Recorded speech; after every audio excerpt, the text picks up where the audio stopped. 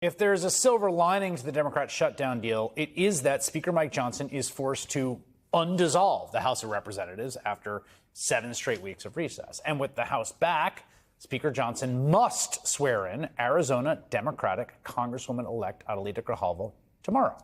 She says she will provide the 218th signature on a discharge petition to force a vote on releasing the Jeffrey Epstein files, something Johnson has been pretty desperately trying to avoid throughout the shutdown.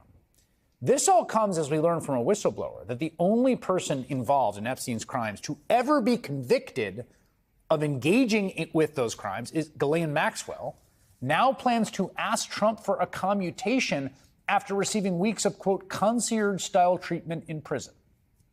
Congressman Ro Khanna is a Democrat of California. He and Republican member Thomas Massie filed the discharge petition in September.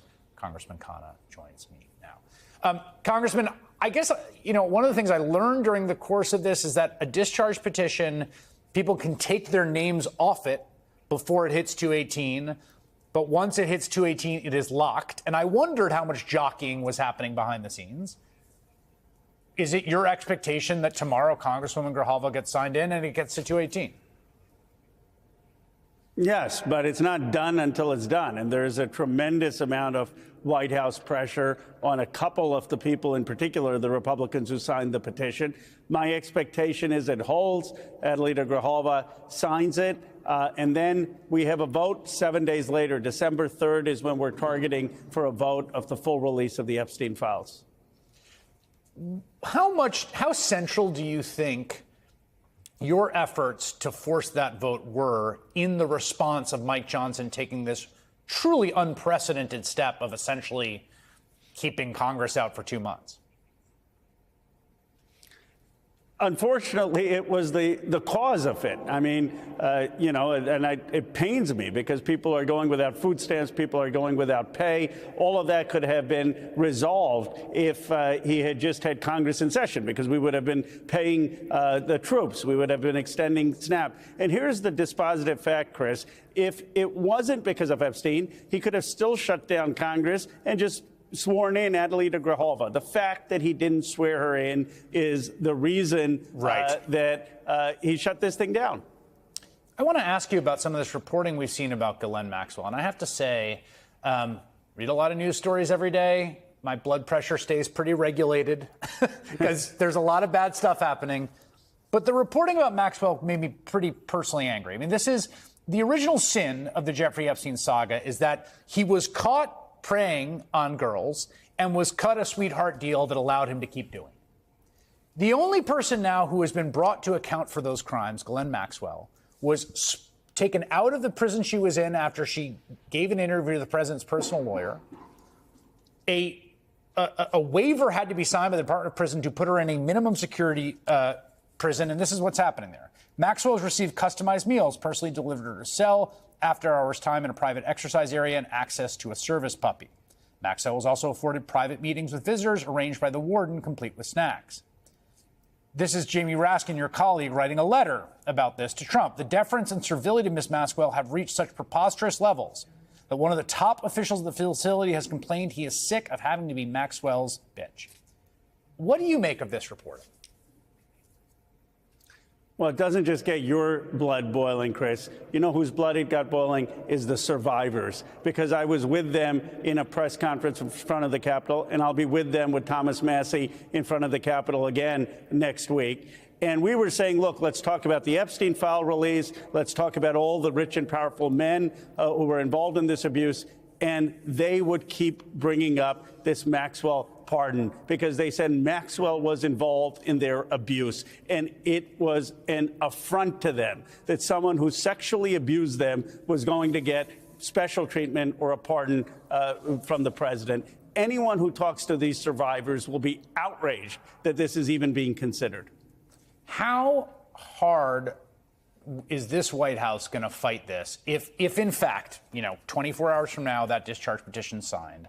How much pressure is going to be brought to bear on that House on the vote?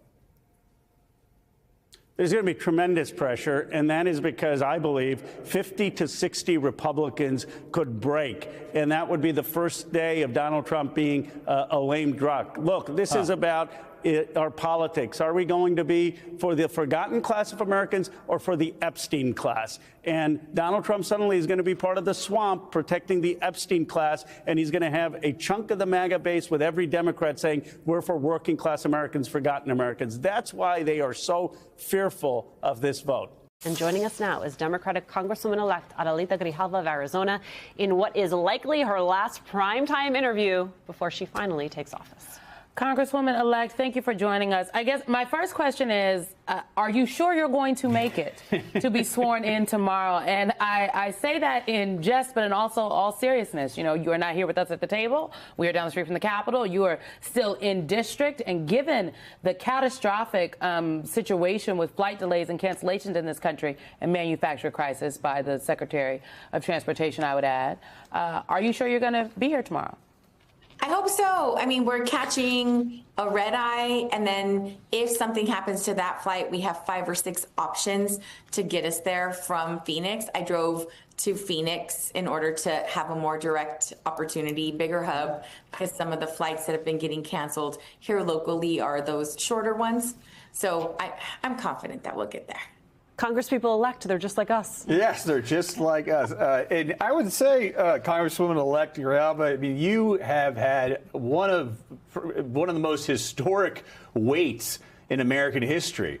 One that I think is fair to say very undemocratic. Your constituents have been kept without a representative way longer than they should have been. But you are also now defined by being the 218th vote on this discharge petition in regards to releasing the Jeffrey Epstein files. I covered Capitol Hill for 8 years, a discharge position, a little bit of the parliamentary procedure. If someone puts it out there, it lives for about 7 days. If you get the 218 signatures, then the Speaker of the House is pretty much forced to move it on discharge days and whatnot. It gets a little wonky, so I won't go totally into that. But are you looking forward to that being your sort of first measure of business at this historic legislation if those 4 Republicans stay on board? Yeah, I feel it's really important for the survivors to finally have justice, and for those who are implicated in the files that they have their day in court. I mean, I think that's very important, and that transparency is important for the American people. That was something that Trump promised, right? When he was running for office, day one, I'm going to release those files. And then I think he got a big gander at what was actually in there and thought better of it. And it's very important that the survivors have that justice. Has leadership spoken to you about how the schedule will play out for that? No. What we have is through Leader Jeffries and Minority Whip Clark, just a rundown of this is the time you need to be in this area. As you know, I still cannot get into the Capitol without getting escorted in. And so I have to time that, but I plan on being there at about 3:30 DC time in order to be ready to go. You know, Congresswoman elect, it feels like this particular Congress, under the leadership of Mike Johnson, has lost a sense of urgency for justice, for the rule of law, for procedure, a sense of urgency that is due to your constituents who elected you literally weeks ago. And it is not lost on me that the fact that you have not been seated is intentional. We just had Congressman James Walkinshaw here on the show, who is a Democrat who was quickly sworn in after he was elected in a special election. There are Republican elected officials who had special elections this year and were quickly sworn in. But they have played politics with you. And I just don't think we should lose sight of that. Oh, thank you. I don't think we should either. This is unprecedented. It's undemocratic, it's unconstitutional, it's illegal. No member-elect should ever be in this situation again, where 813,000 people are silenced because one person wants to play politics with, their swearing in. There was no reason I should be in this position. We had several pro forma sessions. There have been entire freshman class that were sworn in during a shutdown.